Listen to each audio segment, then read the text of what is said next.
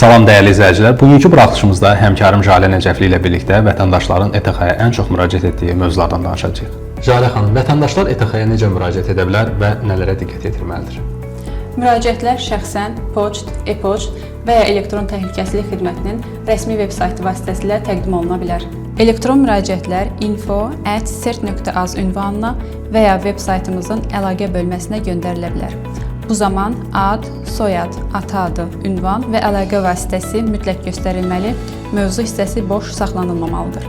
Bəs ETX müraciətləri necə qeydiyyata alır və cavablandırır? Müraciətlər qanunvericiliyə uyğun olaraq qeydiyyata alınır, qeydiyyat nömrəsi və tarix verilir. Vətəndaşlar müraciətlərinin statusu barədə məlumat əldə edə bilərlər. Araşdırma tamamlandıqdan sonra əsaslandırılmış cavab məktubu qarşı tərəfə təqdim olunur. Müraciət edən vətəndaşın hansı hüquqları var?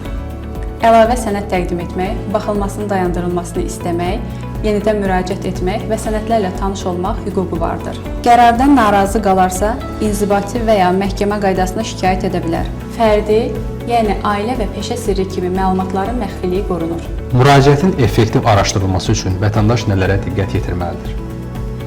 Təqdim edilən müraciətlər dəqiq olmalı, ad, soyad, ata adı, əlaqə vasitələri və ünvan dəqiq göstərilməlidir. Müraciət aydın, mədəni və oxunaqlı üslubda olmalıdır. ETX müraciətlərə nə vaxt cavab verir və hansı tədbirlər görür? Müraciətlər 15 iş gününə, əlavə araşdırma tələb edən müraciətlər isə 30 iş günü içərisində cavablandırılır. Elektron təhlükəsizlik xidməti məsələni araşdırır. Səlahiyyətlərinə aid deyilsə, aidiyyəti olaraq digər dövlət qurumuna yönləndirir və vətəndaşa məlumat verir.